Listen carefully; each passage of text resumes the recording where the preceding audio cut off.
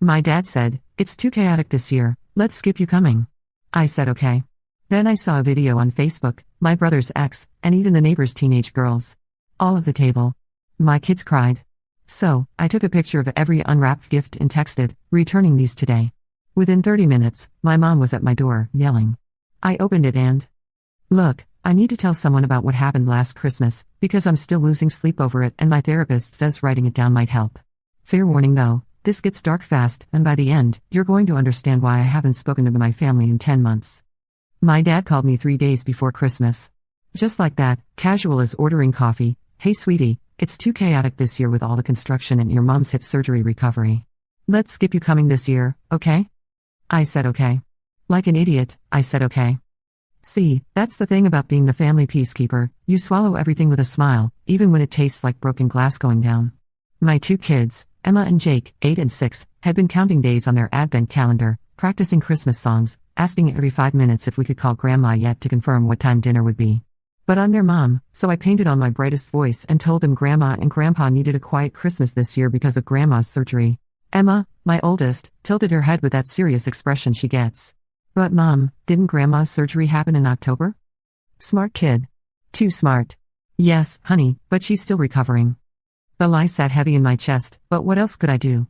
Tell them the truth, that apparently our family of 3 wasn't worth the chaos but somehow everyone else was still invited? Christmas Eve, I was scrolling Facebook while the kids watched the Polar Express for the 4th time. That's when I saw it. A video post from my brother's ex-girlfriend, Melissa. She's been broken up with Ryan for 2 years, but apparently that didn't stop her from being at my parents' dining room table, raising a glass of eggnog to the camera. "Merry Christmas from the Johnson family dinner," she giggled into her phone. The video panned across the table. There was Ryan, my brother, grinning like nothing had changed. My parents, looking healthier and happier than they had in months. My Aunt Carol and Uncle Jim. The neighbor's teenage daughters, Sarah and Madison, who barely knew our family but somehow made the cut for this too chaotic gathering. My hands started shaking. The phone felt like it weighed 1,000 pounds. "Mom?" Jake had paused the movie and was staring at me. "Are you crying?" I wasn't crying. I was something beyond crying. I was that moment in horror movies when the main character realizes the call is coming from inside the house, except the betrayal was coming from inside my own family. "I'm fine, baby. Just tired." But I wasn't fine. I was calculating. See, I'd spent the last 2 weeks carefully selecting and wrapping presents for everyone.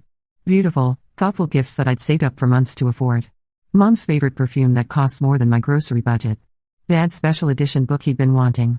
Gifts for Ryan, for Melissa even though I didn't particularly like her, for my aunt and uncle. Even gifts for those neighbor girls, because I'd assumed they'd be there if we were all gathering. All sitting under my tree, wrapped in expensive paper with handwritten tags. I took pictures. Every single gift. Methodical, precise photos from multiple angles, like I was documenting evidence for a crime scene. Because that's what this felt like, a crime against my children's hearts. Then I typed out a text message to the family group chat, saw the Facebook video. Interesting definition of too chaotic. Returning all your gifts today. Don't worry about explaining to the kids, I'll handle that conversation too. Send. The response was immediate and vicious. My phone started buzzing like it was having a seizure. Ryan first, come on, don't be dramatic. Then Dad, you're overreacting. Melissa, somehow still in the family chat despite being Ryan's ex, it wasn't planned, I just stopped by. But it was Mom's response that made my blood turn to ice water, you're being selfish. This is exactly why we didn't invite you. Selfish. For being hurt that my children and I were excluded from Christmas while literal strangers sat at our family table. There it was. The truth finally. Not too chaotic. Not construction stress. Not Mom's recovery. Just the simple fact that they didn't want us there, and when I dared to have feelings about it, I became the villain in their story. I turned off my phone and spent Christmas morning making pancakes shaped like reindeer, playing board games, and pretending my heart wasn't splintered into 1,000 pieces every time the kids asked if we could call Grandma to say Merry Christmas. Maybe later, sweethearts.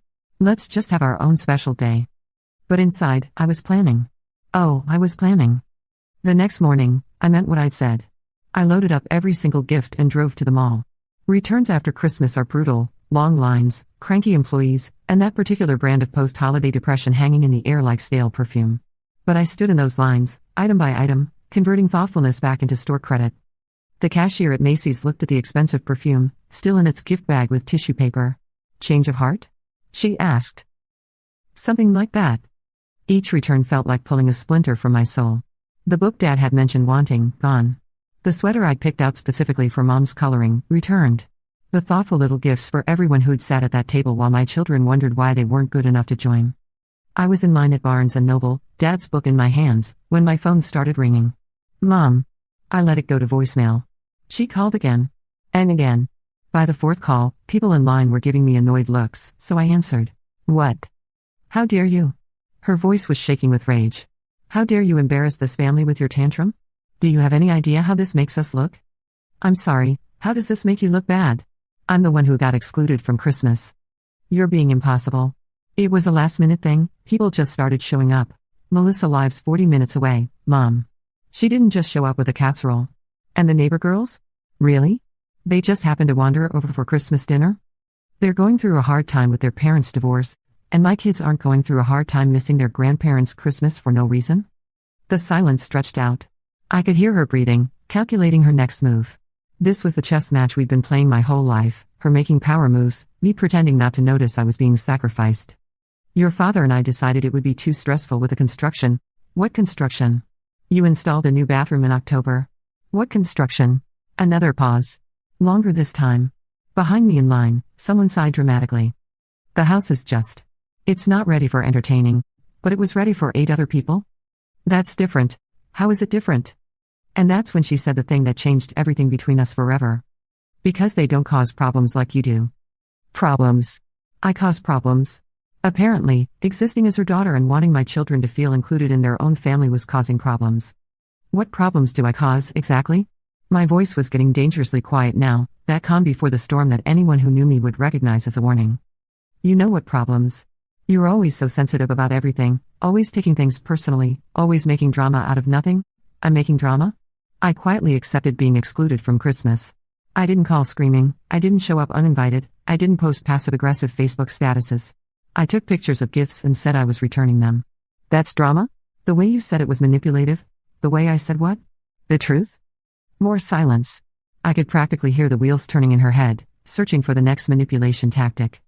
Look, she said finally, switching to her sweet, reasonable voice, why don't you come over tonight? We can talk about this face to face. The kids can see their presence. There it was. The bait. Come crawling back, let them pretend this was all a misunderstanding, smile and nod while they gaslight me into believing I was the problem. Accept the leftover affection, the scraps of inclusion. No thanks. I'm busy returning all these gifts I bought for people who were too stressed to include my children in Christmas. I hung up and turned off my phone again. But I should have known Mom wouldn't let it end there. She never did. That evening, around 6 o'clock, someone started pounding on my front door. Not knocking, pounding. Like the house was on fire and they were trying to save us. The kids ran to me, eyes wide with fear. Mom, who's that? Why are they hitting our doors so hard? I looked through the peephole. Mom. Her face red with fury, her hair disheveled, and she was holding what looked like a hastily wrapped gift bag. She looked unhinged in a way I'd never seen before, like she'd driven over here in a rage and was just now realizing she needed some kind of plan. I opened the door, and honestly, the woman standing on my porch wasn't the mother who'd raised me. This was someone else entirely, someone whose mask had finally slipped completely off. How could you do this to us? She screamed, loud enough for the whole neighborhood to hear. How could you ruin Christmas over your hurt feelings? I didn't ruin anything. I just chose not to participate in being treated like garbage. We tried to include you. When? When exactly did you try to include us? She thrust the gift bag at me like it was evidence in her defense. Here. This was for the kids. Are you happy now? Are you happy you made your children miss Christmas? I took the bag and looked inside. 2 gas station gift cards, still in the plastic sleeves with the price tags attached. $5 each. Not even wrapped. Just loose in the bag with some crumpled tissue paper thrown on top. Something cold and sharp crystallized in my chest. This woman had spent weeks planning a Christmas dinner that included everyone but us, then grabbed 2 gift cards at a Shell station on the way over to make herself feel better about it. You know what's funny? I said, and I could hear my voice getting dangerously calm. The kids handled not seeing you at Christmas just fine. They made crafts, we watched movies, we had a great day. But seeing them hurt when I explained why Grandma didn't want them there? That's going to stick with them forever. Don't you dare twist this. I'm not twisting anything. You made a choice. You chose to exclude your grandchildren from Christmas, then got angry when I didn't pretend to be grateful for it. She stared at me for a long moment, and I watched something shift in her face. The fake concern melted away, replaced by something colder. Something that looked almost predatory. You were always too sensitive, she said quietly, her voice dripping with disgust. Even as a child. Always making everything about yourself, always crying over nothing. Maybe this is better. Maybe the family is more peaceful without all your drama. There it was. The truth, finally. Not too chaotic. Not construction stress. Not last-minute changes. Just the simple fact that she preferred Christmas without me and my children in it. That she'd rather have strangers at her table than deal with my sensitivity. Thank you, I said. She blinked, caught off guard. What? Thank you for being honest. That's all I ever wanted. I started to close the door, but she shoved her foot in the way. You don't get to just walk away from this, she hissed. You don't get to destroy this family and then act like you're the victim. I'm not destroying anything. I'm protecting my children from people who don't value them. Those kids need their family. They have family. They have me. And we're better off without people who see us as problems to be managed instead of people to be loved. That's when she really lost it. Started screaming about how ungrateful I was, how I'd always been difficult, how she'd sacrificed so much for me and this was how I repaid her. The neighbors were starting to come out of their houses now, drawn by the commotion. But here's the thing about finally seeing someone clearly, once you see them, you can't unsee them. And standing there, watching my mother have a complete meltdown on my front porch because I wouldn't accept being treated badly, I finally saw her for what she really was. A bully. A manipulator. Someone who'd spent my entire life training me to accept less than I deserved, to be grateful for scraps, to apologize for having needs. I think you should leave, I said calmly. You can't just cut off your family. Watch me. I closed the door. Gently this time, not a slam. Just a quiet, final click. She stood on my porch for another 20 minutes, alternating between pounding and ringing the doorbell. The kids hid in their rooms while I sat on the couch, hands folded, waiting for her to give up. When she finally left, her tires screeched as she pulled out of my driveway. I never opened that pathetic gift bag again. It's still sitting in my junk drawer, those insulting $5 gift cards a perfect monument to how little my children meant to her. The hardest part wasn't dealing with Mom's tantrum. It was explaining to Emma and Jake why Grandma was screaming on our front porch. How do you tell small children that sometimes people who are supposed to love you unconditionally just don't? That sometimes the people who gave you life decide you're not worth keeping in theirs? I went with a version of the truth. Grandma is going through some grown-up problems right now, and she's not handling them very well. It's not about you, and it's not your fault. Emma, wise beyond her years, nodded solemnly. Like when kids have tantrums but they're adults? Exactly like that. Jake, my little optimist, asked if we could send Grandma a card to help her feel better. That nearly broke me in half. Maybe someday, buddy. Maybe someday. But even as I said it, I knew someday wasn't coming. Not unless something fundamental changed, and people like my mother don't change. They just find new ways to make their dysfunction everyone else's problem. The family tried a few more times to make contact. Dad called once, offering some weak apology about miscommunications and inviting us to a make-up dinner. His voice was tired, defeated, like he knew he was reading from a script Mom had written but didn't have the energy to fight her anymore.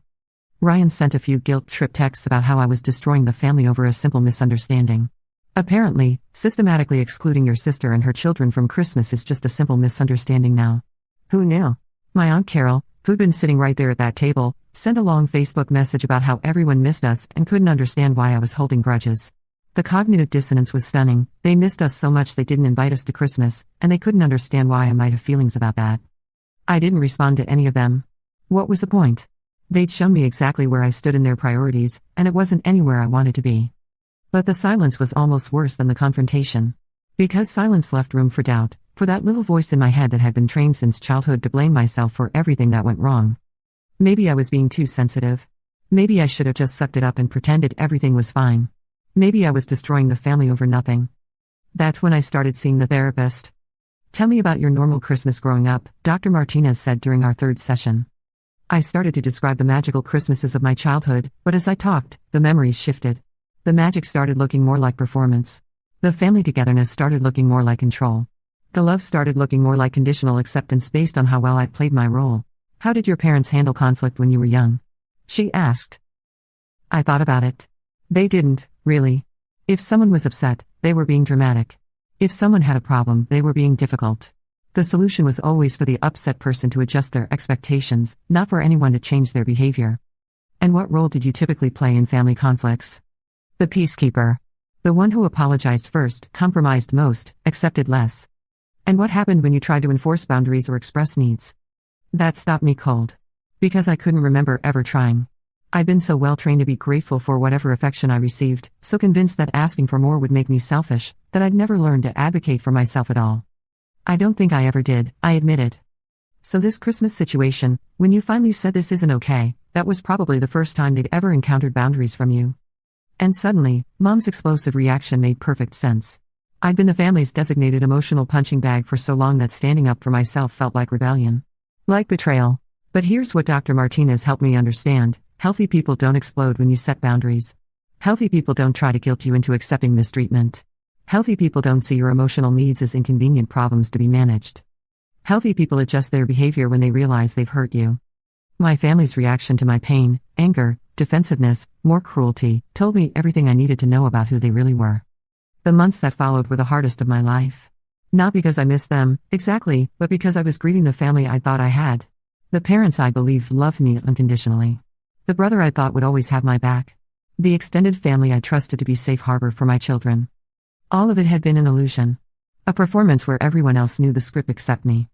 But slowly, something beautiful started to emerge from the ashes of that old family system. Emma and Jake stopped walking on eggshells, stopped analyzing every interaction for signs of disapproval. They started laughing more, sharing more, trusting that their emotional needs wouldn't be seen as burdens. We created new traditions. Christmas morning in pajamas with homemade cinnamon rolls.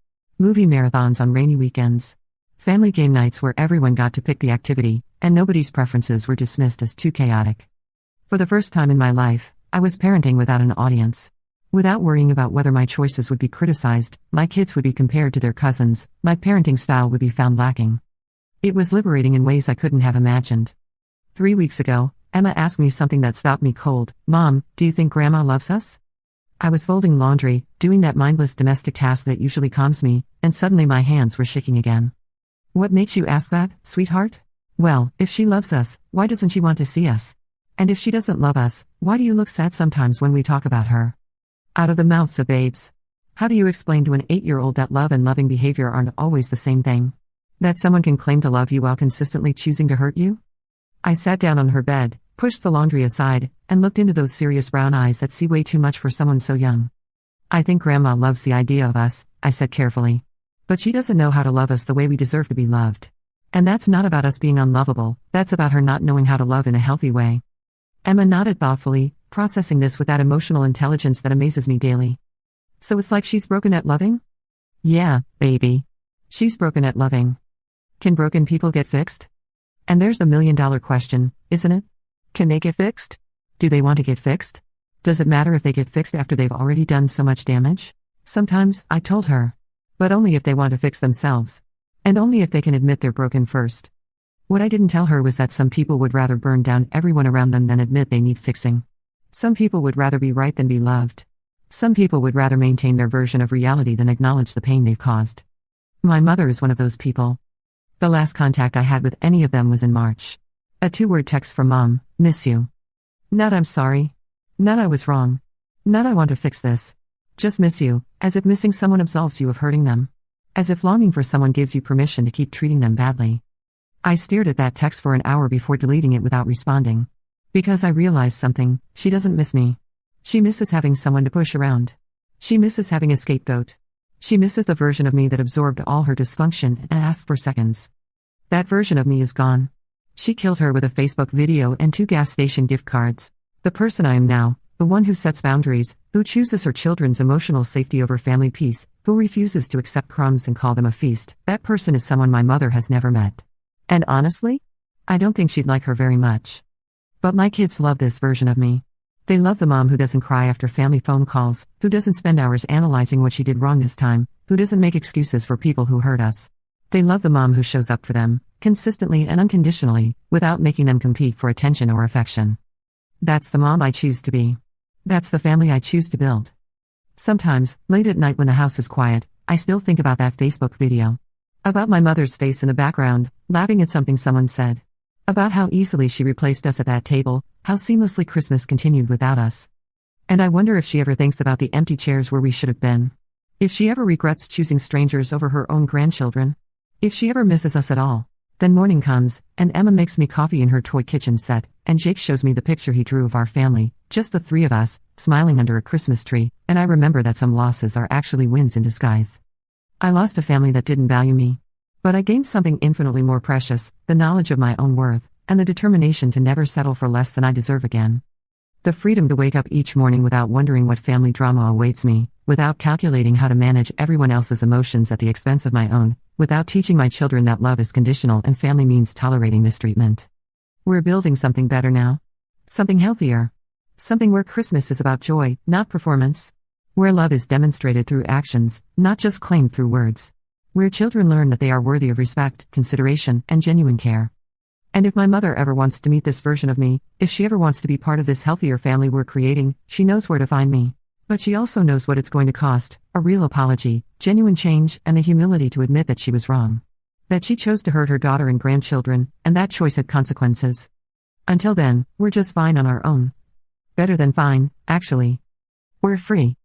And that freedom, that peace, that ability to build traditions based on love instead of obligation, that's worth more than all the dysfunctional family Christmases in the world. But here's the thing that still catches me off guard sometimes, I keep waiting for the other shoe to drop. For some family emergency where I'm supposed to forget everything and come running back.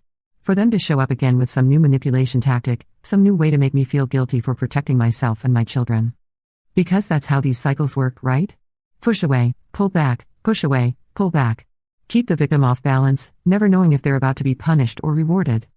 I've changed my locks twice now.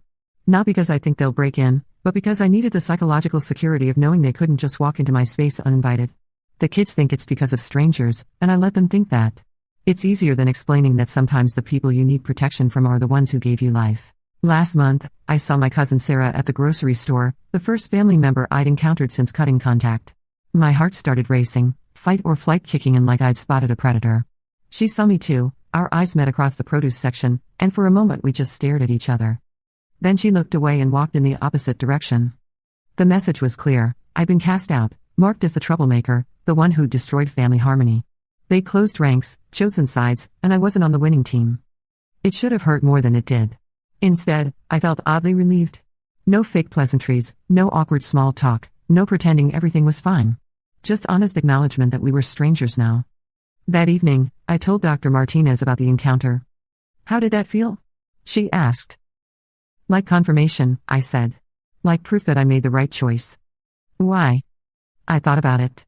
Because a loving family member would have approached me. Would have asked how the kids were doing, how I was holding up. Would have tried to bridge the gap, even if they disagreed with my choices. The fact that she walked away tells me everything about how they framed this situation. And how do you think they framed it? I'm the villain who destroyed Christmas over nothing. The dramatic daughter who couldn't handle not being the center of attention. The selfish mother who deprived her children of family relationships over hurt feelings. Do you believe that narrative? No. Not anymore. And I didn't. Because I'd done the work to understand what really happened that Christmas. I'd learned about family systems, about scapegoating, about the difference between healthy conflict and emotional abuse. I'd recognized the patterns that had been there my whole life, the subtle ways I'd been trained to accept less and be grateful for it. Most importantly, I'd watch my children flourish in the absence of that dysfunction. Watch them relax, laugh more freely, express their needs without fear. Watch them learn that their feelings mattered, that their preferences were valid, that love didn't have to be earned through perfect behavior. That was worth more than any family reconciliation built on my silence and submission. But the hardest part wasn't dealing with the family's rejection. It was dealing with the judgment from people outside the situation. The well-meaning friends who urged me to be the bigger person, to let it go for the kids' sake, to remember that family is everything. Life's too short to hold grudges, they'd say, not understanding that this wasn't about grudges. It was about protecting my children from people who saw them as expendable. But they're your parents, others would argue, as if biology trumped behavior. As if genetic connection somehow excused emotional cruelty. The worst was, think about how you'll feel when they're gone. As if the regret would be mine to bear. As if I'd be the one mourning lost opportunities instead of them mourning the daughter and grandchildren they chose to throw away over their own pride. I started limiting who I discussed the situation with. Started recognizing that people who'd never experienced family dysfunction couldn't understand the complexity of cutting contact with toxic relatives. Their advice came from a place of privilege, the privilege of having family members who, despite their flaws, fundamentally loved and respected them. They couldn't imagine parents who would exclude their grandchildren from Christmas, then blame the daughter for being hurt about it. Couldn't fathom family members who would choose maintaining their narrative over repairing the relationship. So I stopped explaining. Started simply saying, it's complicated, and changing the subject. But here's what I wish I could tell everyone who thinks I should just forgive and move on. Forgiveness doesn't require reconciliation. I can forgive my mother for being broken, for not knowing how to love healthily, for passing down generations of dysfunction. I can have compassion for whatever made her this way, but forgiveness doesn't mean I have to keep subjecting myself and my children to her brokenness. It doesn't mean I have to accept future harm to prove I've let go of past hurts. Sometimes the most loving thing you can do is walk away. Sometimes protecting yourself isn't selfish, it's necessary. Sometimes the family you create is healthier than the family you were born into. That's the lesson I want my children to learn. Not that blood relations are sacred no matter how they treat you, but that they deserve to be loved well. That they have the right to expect kindness, respect, and consideration from the people in their lives. That walking away from toxicity isn't giving up, it's growing up. Last week, Jake asked me if we could have a family reunion with just the three of us. We made a whole day of it, special breakfast, photo albums, homemade certificates declaring us the best small family ever. It was silly and sweet and perfect. I like our family, Emma said as we looked through pictures of our last 2 Christmases. It's not big, but it's cozy. Cozy. Yes, that's exactly what we are. Small but mighty, quiet but content, peaceful in ways I never knew family could be. And if that's all we ever are, if it's just the 3 of us against the world, building traditions and memories and inside jokes that no one else will ever understand, that's enough. More than enough. That's everything. Because sometimes the greatest gift you can give your children isn't a big extended family. Sometimes it's the knowledge that they are worthy of love that doesn't come with conditions, respect that doesn't have to be earned through perfect behavior, acceptance that doesn't depend on how convenient their needs are. Sometimes the greatest gift is simply showing them what healthy love looks like, even if it means walking away from the unhealthy version they might have otherwise inherited. The really twisted part? I started having nightmares about reconciliation. Not about the confrontation, not about the screaming match on my porch, about them coming back. About showing up at my door with flowers and apologies, drawing me back into the cycle before I was strong enough to resist. In the dreams, they'd be so convincing. Mom would cry real tears, Dad would look genuinely remorseful, Ryan would admit he was wrong. And Dream Me would cave, would let them back in, would subject my kids to the same dysfunction all over again because I was too weak to maintain my boundaries. I'd wake up in a cold sweat, heart racing, checking the locks on my doors. Dr. Martinez said this was normal. Your subconscious is processing the fear that you'll revert to old patterns, she explained. The part of you that was trained to prioritize their comfort over your safety is still there, still worried about being too harsh or too unforgiving. But I don't want them back, I protested. Your rational mind doesn't. But there's still a little girl inside you who desperately wants her mommy's love, even if it comes with poison. That little girl almost got us in trouble in April. I was at Target with the kids when my phone buzzed. A Facebook friend request from someone I didn't recognize, Jennifer Martinez. The profile picture was blurry, generic. I almost deleted it automatically, but something made me click on the profile. It was fake. Obvious now that I was looking for it. No real posts, no genuine friends, just a shell account created to spy on me. To see what I was posting about them, what I was saying, how I was doing. The violation felt almost physical. They were watching me, monitoring me, trying to find ammunition for their narrative or weakness they could exploit. It was creepy in a way that made my skin crawl. I blocked the account and changed all my privacy settings, but the damage was done. They weren't respecting my boundaries even in digital space. The no contact I'd established meant nothing to them, just another rule to find ways around. That's when I realized this wasn't over. Maybe it would never be over. Maybe this was just who they were, people who couldn't let go, couldn't accept consequences, couldn't allow me to have peace without them in it. The fake Facebook account was followed by other incidents. A package delivered to my house with my mother's return address, I refused delivery without opening it. My old phone number, which I changed, getting calls from unknown numbers that would hang up when my voicemail played. Emma coming home from school asking why a lady in a car had been watching the playground during recess, trying to wave at her. That last one sent me into full panic mode. I called the school, filed a report with the police, and spent 3 days barely sleeping while I researched security systems and considered whether we needed to move. This feels like stalking, I told Dr. Martinez. Like they're trying to find ways to force contact. It is a form of stalking, she confirmed. It's called hoovering, named after the vacuum cleaner. They're trying to suck you back into the relationship through any means necessary. But why? They made it clear they didn't want us around. Because you took away their control. You stopped playing your assigned role in their family system. Now they're scrambling to restore the balance by pulling you back in. I started documenting everything. Screenshots of the fake account, photos of the refused package, written reports of the school incident. Building a paper trail in case this escalated to the point where I needed legal protection. But the scariest part wasn't their behavior, it was how close I came to responding to it. When that package arrived, my first instinct was to accept it. To see what was inside, what message they were trying to send. When Emma mentioned the lady at the playground, part of me wanted to know if it was really Mom, wanted to understand what she was thinking, what she was planning. The trained people pleaser in me was still there, still whispering that maybe I was being too harsh, that maybe they deserved a chance to explain. It took everything I had to resist that pull. The hooks are still there, I told Dr. Martinez. After everything they've done, part of me still wants to give them what they want. That's not weakness, she said. That's decades of conditioning. You were trained from childhood to prioritize their needs over your own safety. Those neural pathways don't just disappear overnight. She was right, but it was terrifying to realize how fragile my resolve still was. How easily I could slip back into old patterns if I wasn't vigilant. That's when I made the decision to tell Emma and Jake more of the truth. They were old enough now to understand that some adults don't behave safely, that sometimes people who claim to love you can still hurt you. They needed to know why we changed our routines, why I was more careful about who we spent time with, why certain topics made me tense.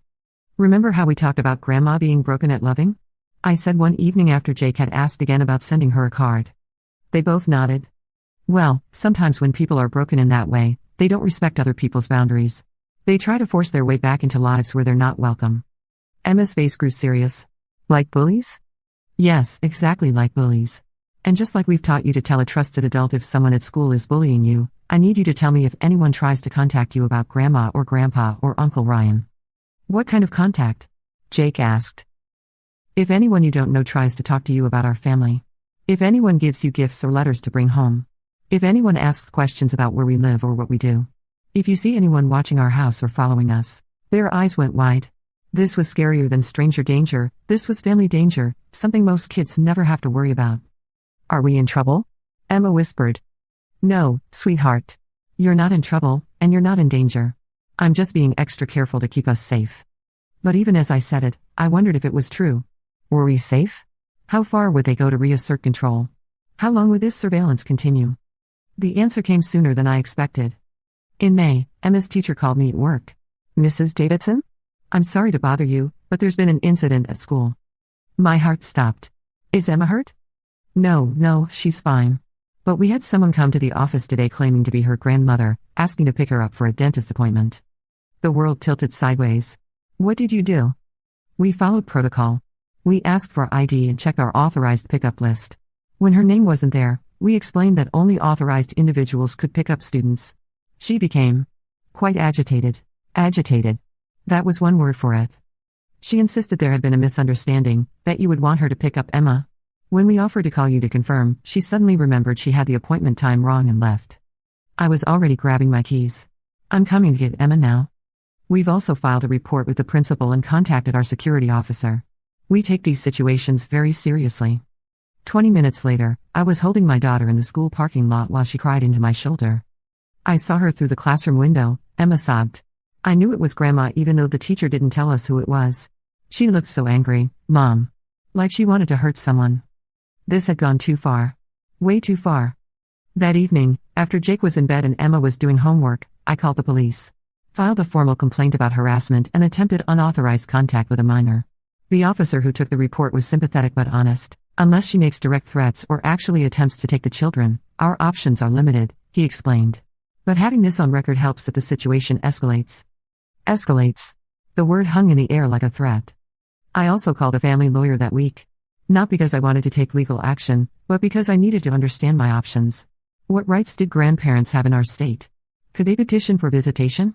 What would I need to prove if this went to court? Document everything, the lawyer advised. Keep a log of every incident, every attempt at contact. Save screenshots, keep witness statements. If they're truly harassing you, we can seek a restraining order. A restraining order. Against my own mother. The thought made me sick, but the alternative, living in constant fear that they'd find a way to circumvent my boundaries, was worse. The documentation became my lifeline. Every incident, every sighting, every weird phone call got written down with dates and details.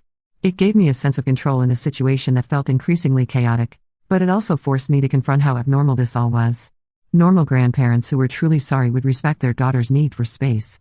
Normal family members would work on their own issues and wait for an invitation back into the relationship. My family was escalating their intrusive behavior instead of reflecting on what had caused the rupture in the first place. In June, the harassment suddenly stopped. No more fake social media accounts, no more drive-bys, no more attempts to contact the kids. Just silence. I should have felt relieved, but instead I felt more anxious. The quiet felt ominous, like the eye of a hurricane. They're regrouping, I told Dr. Martinez. Planning something bigger. Or they finally accepted that you're serious about the boundaries. I wanted to believe that. I really did. But I knew my family too well. They didn't accept defeat, they just changed tactics. The new tactic revealed itself in August. Emma came home from a birthday party with a strange story. One of her classmates, Sophie, had approached her during the party. Sophie said her mom knows your grandma, Emma reported. And her mom said your grandma misses you so much and just wants to apologize. Sophie asked if I wanted her mom to set up a meeting. The manipulation was breathtaking in its sophistication. They'd found a way to use children as messengers, to make their manipulation attempt look like innocent playground communication. I called Sophie's mother immediately. Oh yes, she said cheerfully when I explained the situation. Your mother reached out to me through our mutual friend Linda. She seemed so heartbroken about the misunderstanding between you two. Misunderstanding? There was that word again. She asked if I could help facilitate a reconciliation. As a mother myself, I just couldn't say no. Family is so important. I took a deep breath, trying to keep my voice calm. I appreciate your concern, but this isn't a misunderstanding. This is a deliberately maintained boundary for my family's safety. I need you to understand that any further attempts to facilitate contact will be considered harassment. The silence on the other end was telling. I had no idea it was that serious. It is. And I need you to tell my mother that if she continues to involve other people in her attempts to contact me, I will be forced to take legal action. After I hung up, I realized how far their reach extended. How many mutual acquaintances might be getting sob stories about the unreasonable daughter who won't forgive her poor, heartbroken mother? How many well-meaning people might become unwitting flying monkeys in their campaign to regain access to my life? I started being more selective about Emma and Jake's social activities. More careful about which parents I gave my contact information to. More vigilant about protecting our privacy in ways I'd never had to consider before. It was exhausting. The constant hypervigilance, the need to explain and re-explain boundaries to people who thought they were helping. The way my family's dysfunction rippled out into every aspect of our lives, contaminating even innocent children's birthday parties. But it was also clarifying. Every new manipulation attempt, every escalation, every refusal to respect my clearly stated boundaries just confirmed that I'd made the right choice. Normal, healthy people don't conduct surveillance campaigns against their estranged family members. They don't try to use children as messengers or manipulate strangers into facilitating unwanted contact. They certainly don't show up at elementary schools trying to take children without permission. These weren't the actions of people who were sorry and wanted to make amends. These were the actions of people who were angry about losing control and were determined to regain it by any means necessary. And that Christmas that started all this? The one where we were excluded and I thought it was the worst thing that could happen? It wasn't the worst thing at all. It was the beginning of the best thing. It was the beginning of us. But it was also the beginning of understanding that sometimes, when you break free from toxic systems, those systems don't just let you go quietly. Sometimes they fight back. Sometimes they escalate. Sometimes they show you exactly who they really are by how desperately they try to pull you back into dysfunction. And sometimes, the greatest act of love you can perform is staying strong in the face of that desperation. Protecting your children from people who see them as pawns in their emotional games. Teaching them that their safety and peace matter more than other people's comfort or convenience. We're building something beautiful on the ashes of that old dysfunction. Something clean and honest and safe. Something where love doesn't come with conditions and Christmas doesn't come with performance anxiety. It's worth protecting. Even when the protection requires constant vigilance. Even when it means accepting that some people will never stop trying to tear down what you've built. Because what we've built, this small, mighty family of 3, is everything I never knew I wanted. Everything I never believed I deserved. And I'll guard it with my life.